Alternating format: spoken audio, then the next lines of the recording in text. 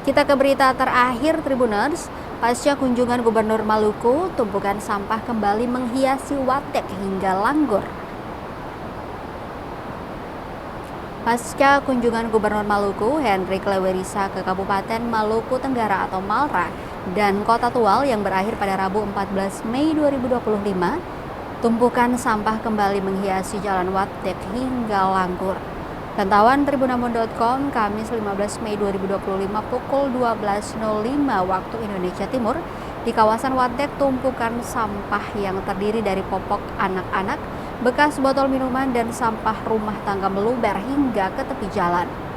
Sementara di samping kafe kopi Kei Ohojang dan toko ABC Ohojang, terlihat sampah juga menumpuk dan belum terangkut. Sedangkan di Alfamidi Ohojang juga terlihat pemandangan yang sama. Bukan hanya itu, di Ohoibun, samping lorong Charlie juga nampak tumpukan sampah yang menggunung dari semalam. Nadia, salah satu warga, mengatakan sampah belum terangkut sejak pagi tadi. Menurutnya paling sering diangkut sejak pagi sekitar pukul 6 hingga 9 waktu Indonesia Timur.